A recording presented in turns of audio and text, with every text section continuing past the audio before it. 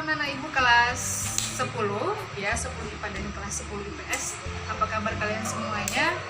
Ya, Ibu harapkan semuanya dalam keadaan sehat, optimis, dan terus semangat untuk belajar sejarah Indonesia bersama dengan Ibu di Silaban. Oke, baik. Kita sudah melewati bab 1, kita sudah belajar tentang dasar-dasar ilmu sejarah.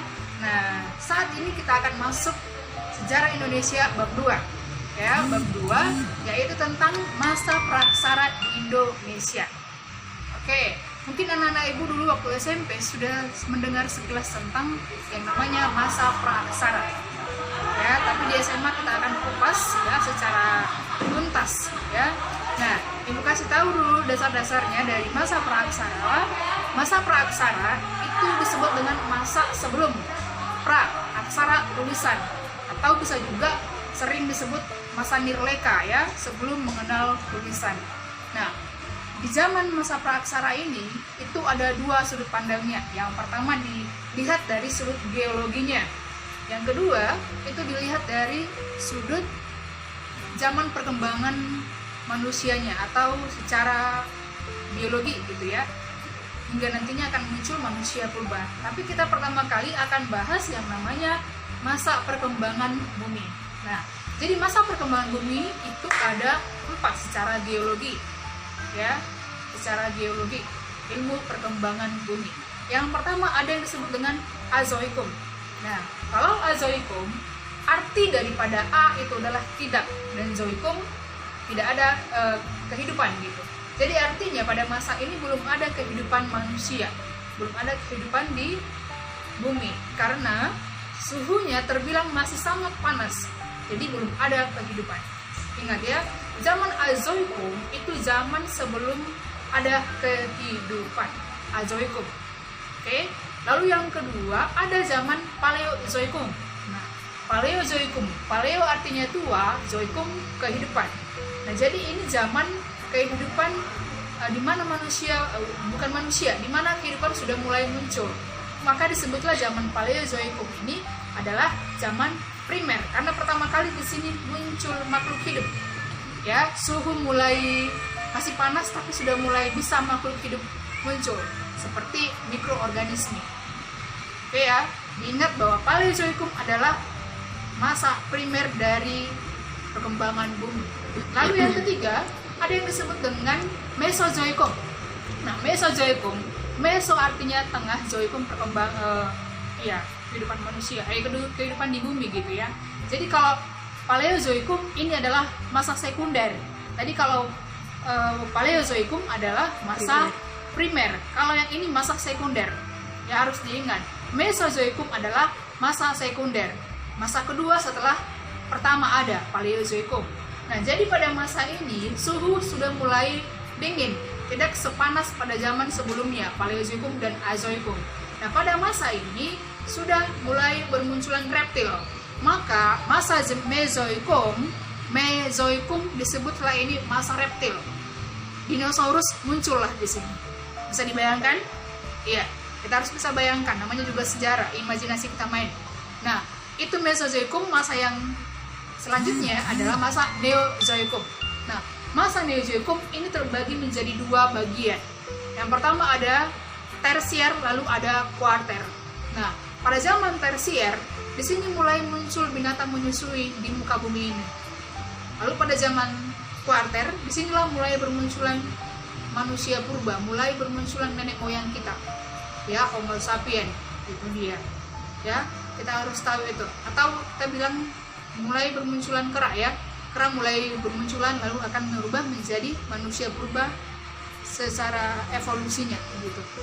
Oke, untuk lebih jelasnya lagi mari kita perhatikan video berikut ini. Asal-usul bumi dan makhluk hidup. Bagaimanakah proses terbentuknya alam semesta pertama kali?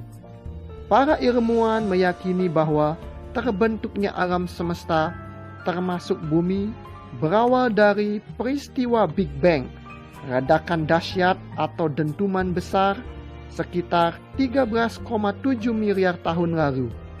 Ledakan tunggal ini merontarkan materi dalam jumlah sangat besar ke segala penjuru alam semesta. Pada awalnya, bumi berbentuk gumparan gas panas yang terus-menerus berputar. Selanjutnya, keadaan bumi semakin mendingin dan akhirnya berbentuk seperti bola padat. Proses tersebut berjalan cukup panjang, berevolusi, kurang lebih 2,5 miliar tahun hingga mencapai keadaan seperti sekarang. Menurut teori geologi, yaitu ilmu pengetahuan yang mempelajari tentang pembentukan bumi secara keseluruhan, proses perkembangan bumi dibagi menjadi 4 tahapan masa, yaitu masa Arkeozoikum, Paleozoikum, Mesozoikum, dan Neozoikum. Masa Arkeozoikum. Masa ini adalah masa tertua yang diperkirakan terjadi 2,5 miliar tahun yang lalu. Pada masa ini, keadaan bumi masih labil, menyerupai gumparan bola gas, dan kulit bumi masih dalam proses pembentukan. Selain itu, belum ada tanda-tanda kehidupan. Hal ini karena temperatur bumi memang masih sangat tinggi, sehingga tidak memungkinkan adanya makhluk hidup. Masa Paleozoikum. Masa ini berlangsung sekitar 500 sampai 245 juta tahun yang lalu. Kondisi bumi sudah lebih stabil meski belum secara menyeluruh. Secara berangsur, temperatur bumi mendingin dan mulai terlihat adanya tanda-tanda kehidupan berupa makhluk bersel satu atau yang lebih dikenal dengan nama mikroorganisme.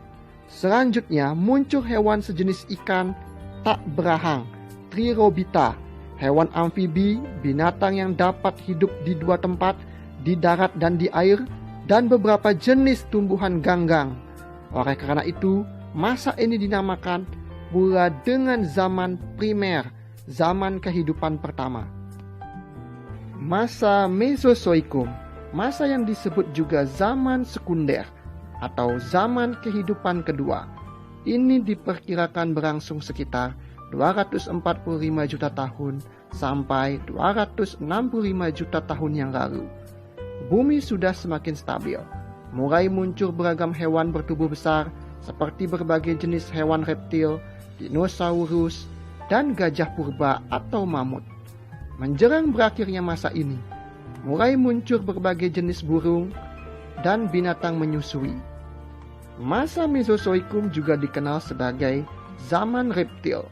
Dinosaurus menjadi penguasa hampir sepanjang masa ini, tetapi kemudian punah secara mendadak pada 65 juta tahun yang lalu. Kepunahan massal ini diperkirakan akibat tumbukan meteorit raksasa yang membuat bumi diliputi debu. Pada akhir masa ini mulai muncul jenis mamalia. Masa Neozoikum. Pada masa ini hewan berukuran besar sudah mulai jauh berkurang. Masa ini dibedakan menjadi 2 zaman, yaitu zaman tersier dan zaman kuarter. Zaman tersier. Zaman ini berlangsung sekitar 60 juta tahun yang lalu. Hal terpenting pada zaman ini adalah munculnya jenis primata seperti kera. Zaman kuarter. Zaman ini dibagi ke dalam 2 kala, yaitu kala Pleistosen dan kala Holosen. Pada kala Pleistosen diperkirakan manusia purba mulai muncul. Pada kala Holosen, manusia purba telah berkembang lebih sempurna lagi, yaitu jenis Homo sapiens dengan ciri-ciri seperti manusia sekarang.